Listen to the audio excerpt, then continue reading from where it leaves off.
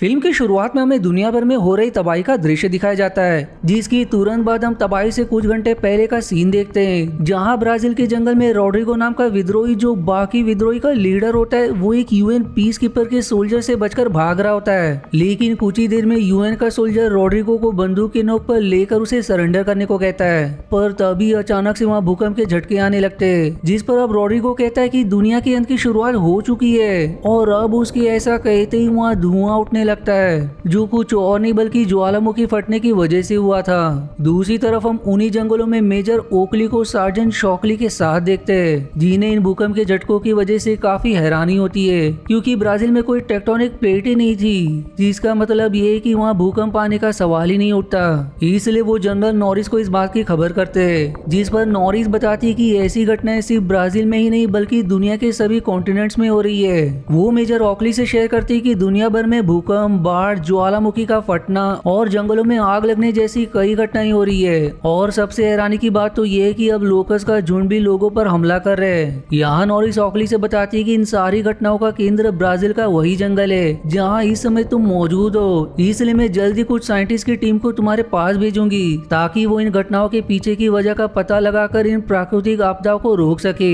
अब इसके बाद जनरल नॉरिस का एक सोल्जर उन्हें कुछ साइंटिस्ट की फाइल देता है, जिसमें से नॉरिस 3 लोगों का चुनाव करती है। सबसे पहले वो लिनाइस नाम की वॉल्कनिस्ट, जो इस समय मैक्सिको शहर के एक ज्वालामुखी के पास कुछ जांच कर रही होती है, उसे संपर्क करके ब्राजील में हुई घटना के बारे में बताकर उसे जल्द से जल्द ब्राजील पहुंचने को कहती है, जहां नॉरिस ने लिनाइस को लेने के लिए एक चॉपर भी भेज दिया था। फिर वो डाकोटा नाम की मेटेरोलॉजिस्ट और एलियट नाम की इकोलॉजिस्ट को भी ब्राजील ले जाने के लिए चॉपर भेजती है। अब आगे हम लिनाइस को ब्राजील के जंगल में मेजर ओकली और उनके साथियों के साथ देखते हैं, जहां लिनाइस अपने डिवाइस की कुछ रीडिंग लेकर बताती है कि जमीन में अचानक से सल्फर डाइऑक्साइड की मात्रा काफी बढ़ गई है, इसलिए आसपास के इलाकों में ज्वालामुखी फट रहे हैं और उन ज्वालामुखी के फटने की वजह से भूकंप भी आ रहा है। यहाँ वो मेजर से कहती है कि मैं इन घटनाओं के एपिक सेंटर यानी कि केंद्र वाली जगह पर जाना चाहती हूँ, ताकि मुझे ये पता चल सके कि आखिर इस समस्या को मैं कैसे सुलझा सकती हूँ। अब इस पर मेजर ओकली उसे लेकर एक नदी के पास जाते हैं, क्योंकि नॉरिस के हिसाब से ये नदी एपिक सेंटर है। तब लिनाइस एक बार फिर से अपने डिवाइस से रीडिंग लेती है और अब उन्हें ये पता चलता है कि जमीन के नीचे बहुत सारा मैग्मा जमा हुआ है। साथ ही साथ वहाँ कार्बन डाइऑक्साइड की मात्रा भी बहुत ज्यादा थी, जिससे वहाँ बहुत ज्यादा प्रेशर बन रहा था। और यदि कार्बन डाइऑक्साइड के प्रेशर को कम नहीं किया गया तो वो प्रेशर इस मैग्मा के साथ मिलकर बहुत भयानक विस्फोट करेगा। साफ शब्दों में कहा जाए तो इस इलाके में विशालकाय ज्वालामुखी फटने वाला था। वहीं अब लिनाइस उस एपिसेंटर की एग्जैक्ट लोकेशन का पता लगाने के लिए अपने लैपटॉप को सैटेलाइट से कनेक्ट करके उस नदी की थर्मल इमेज लेने की कोशिश करती है, पर उसी समय सैटेलाइट से उसका कनेक्शन टूट जाता है। अब इस पर ओकली लिनाइस से कहते हैं कि हमें अपने बेस पर चलकर वहां मौजूद सर्वर की मदद से सैटेलाइट से कनेक्ट करना होगा, ताकि आपको इस नदी की थर्मल इमेज मिल सके। पर अब इसलिए वो लोग वापस जा ही रहे थे कि तभी लिनाइस को एक अजीब सा फंगस नजर आता है, जो जमीन में से उग रहा था। अब ये देखकर लिनाइस बताती है कि उसने आज तक ऐसा फंगस नहीं देखा।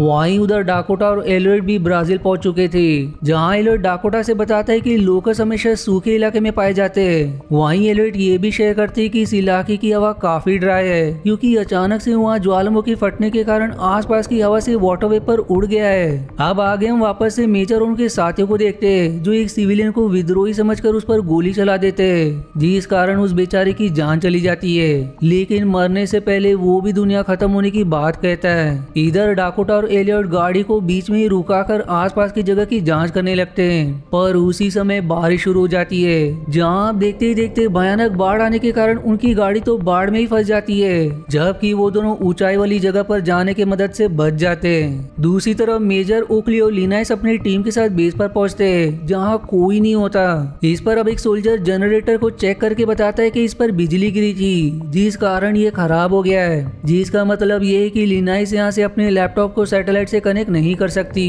इसलिए वो लोग रेडियो टावर की ओर निकल पड़ते हैं, ताकि सैटेलाइट से संपर्क किया जा सके।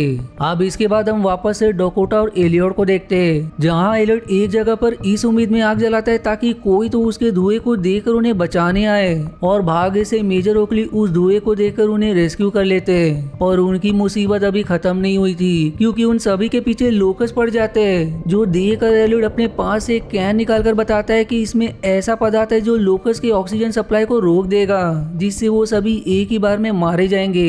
जो ऐसा कहकर अब वो उस कैन को लोकस लोकस की तरफ उछाल कर मेजर से गोली चलाने को कहता है, जिस पर अब मेजर उस कैन को अपनी गोली से उड़ा देते। अब उनके ऐसा करते ही कैन में एक धमाका हो जाता है जिसमें सारे लोकस मारे जाते। फिर थोड़ी देर बाद वो सभी रेडियो टावर वाले इलाके में पहुंच जाते जो विद्रोहियों के इलाके के पास ही बना था। इसलिए वो सभी गाड़ी से उतरकर पैदल ही चलते क्योंकि गाड़ी की आवाज सुनकर विद्रोही उन पर हमला कर सकते। वहीं रास्ते में शॉकली की तबीयत खराब होने लगती है, जिस पर मेजर के पूछने पर वो बताता है कि उसे हल्का सा सर दर्द हो रहा है, इसलिए चिंता करने की कोई बात नहीं है। फिर अगले सीन में हम उन सभी को रेडियो टावर पर देखते हैं जहां लिनाइस अपने लैपटॉप को वापस से सैटेलाइट से कनेक्ट करने की कोशिश करती है, पर उसका संपर्क नहीं हो पाता क्योंकि रेडियो टावर पर भी बिजली गिरने के कारण उसकी कुछ वायर्स टूट गई थी, जिसे फिर ठीक करने के लिए मेजर जाते हैं। जबकि इस तरफ डाकोटा, जिसे मेट्रोलॉजी का काफी अच्छा ज्ञान था, वो लिनाइस को इस प्राकृतिक आपदा से निपटने का उपाय बताती है। दूसरी तरफ एलियट, जिसने जंगल में उस अजीब से फंगस को देखा था, वो उसके ऊपर जांच करने लगता है। अब आगे हम शॉकली को देखते हैं जो बेकाबू होकर लेफ्टिनेंट बाके पर चाकू से हमला कर देता है, पर वो उसे मार पाता इससे पहले वहाँ मेजर आकर शॉकली को बेहोश कर देते हैं। फिर रेडियो टावर के ठीक हो जाने की वजह से लाइनस का लैपटॉप भी सैटेलाइट से कनेक्ट हो जाता है और अब वो थर्मल इमेजिंग से एपिसेंटर की एग्जैक्ट लोकेशन का पता लगा लेती है। अब मेजर भी इस टावर के ठीक हो जाने से जनरल नॉरिस से संपर्क करके उन्हें अपनी योजना बताते हैं। दरअसल लिनाइस ने मेजर को सुझाव दिया था कि उन्हें GBO नाम के काफी खतरनाक बॉम्ब को एपिसेंटर पर गिराना होगा ताकि बॉम्ब के धमाके से उस जगह पर बना प्रेशर बाहर निकल आए और उस प्रेशर के साथ साथ कार्बन डाइऑक्साइड भी बाहर आ जाएगी, जिससे ना तो मैग्मा की वजह से कोई ज्वालामुखी फटेगा, ना ही कोई भूकंप और ना ही कोई सुनामी आएगा। यानी कि एपिसेंटर का प्रेशर खत्म होते ही दुनिया भर में आ रही प्राकृतिक आपदा खुद ब खुद समाप्त हो जाएगी। अब इस पर जनरल नॉरिस उस नदी में मौजूद एपिक सेंटर के लोकेशन के कोऑर्डिनेट्स मांगते हैं ताकि वो चॉपर्स की मदद से वहां पर बॉम्ब गिरा सके। पर अब नॉरिस को एपिसेंटर के कोऑर्डिनेट्स भेज पाने से पहले वहां भूकंप का एक और झटका लगता है, जिसकी वजह से रेडियो टावर टूटकर गिर जाता है, जिसकी गिरते ही उनका संपर्क नॉरिस से टूट जाता है। अब इतना कुछ होने के बाद भी मेजर हार नहीं मानते, बल्कि वो लिनाइस और बाकी लोगों को एक एयरबेस के बारे में बताते हैं जहां उन्हें कुछ चॉपर्स और कम्युनिकेशन डिवाइसेस मिल जाएंगे। इसलिए अब वो सभी तुरंत ही एयरबेस जाने के लिए निकल जाते हैं। लेकिन शॉकली, जिसे मेजर ने बेहोश कर दिया था, वो अब अपने बिस्तर पर नहीं था। वहीं अब उनके पास इतना समय भी नहीं था कि वो उसे ढूंढने में अपना समय खराब करे, इसलिए वो सभी उसके बिना ही एयरबेस के लिए निकल पड़ते। जहां रास्ते में एलियट फंगस पर की गई जांच के परिणाम के बारे में बताते हुए कहता है कि ये फंगस ज्वालामुखी के आसपास वाले इलाके में उगती है और यदि कोई शख्स इन फंगस पर पैर रख दे तो फंगस में मौजूद केमिकल्स उस इंसान के दिमाग को खराब कर सकते हैं और फिर इसके असर से बाहर आने के लिए उस इंसान के शरीर में ऑक्सीजन की मात्रा को बढ़ाना होगा। और अब इस बात से हम समझ पाते हैं कि शॉकली ने भी शायद उस फंगस पर पैर रख दिया था। अब आगे हम उन सभी को नदी के पास देखते हैं जहां नदी के पानी की जांच करके एलियट बताता है कि पानी का pH वैल्यू 8.5 है, जो इस फंगस को उगने में मदद कर रहा है। इसके बाद अब वो लोग यहाँ से पैदल ही आगे बढ़ रहे थे और जब मेजर का संपर्क वापस नॉरिस से होता है तो नॉरिस बताती है कि उसने कुछ विस्फोटकों के साथ 3 चिनॉक हेलीकॉप्टर्स को भेजा है और तभी हम उन हेलीकॉप्टर्स को देखते हैं जो नदी के पास पहुंच चुके थे। लेकिन दुर्भाग्य से उन हेलीकॉप्टर्स पर बिजली गिर जाती है, जिसके कारण वो सभी हवा में ही नष्ट हो जाते हैं। वहीं इस तरफ मेजर और उनकी टीम को एयरबेस पर 2 चॉपर्स मिलते हैं, जिसमें से एक चिनॉक हेलीकॉप्टर होता है और उसमें काफी सारे विस्फोटक भी होते हैं। तब लेफ्टिनेंट बेकर डकोटा और एलियट को लेकर एक चॉपर से पहले ही निकल जाता है, क्योंकि उन्होंने रास्ते में लोकस के झुंड को भी देख लिया था जो उनकी चॉपर्स पर हमला कर सकते थे। इसलिए रास्ते को साफ करने के लिए वो तीनों उड़ान भरते ताकि एलियट अपने कैन की मदद से उन लोकस को मार सके। फिर वो तीनों जब काफी ऊंचाई पर थे तो एलियट अपने कैन को लोकस की तरफ फेंकता है, जिस पर फिर लेफ्टिनेंट बेकर गोली चलाकर उस कैन में धमाका कर देते, जिस धमाके में सारे लोकस मारे जाते, जिससे पीछे आ रहे चिनॉक हेलीकॉप्टर का रास्ता साफ हो जाता है। अब चिनॉक हेलीकॉप्टर में हम मेजर और लिनाइस को देखते हैं, जहां हेलीकॉप्टर में लगे कम्युनिकेशन डिवाइसेस की मदद से लिनाइस अपने लैपटॉप को वापस से थर्मल सैटेलाइट से कनेक्ट करके उस जगह की एग्जैक्ट लोकेशन बताती है जहां उन्हें विस्फोटकों का धमाका करना था। लेकिन रास्ते में ही मेजर का दिमाग खराब होने लगता है, क्योंकि उन्होंने भी उस फंगस के ऊपर पैर रख दिया था।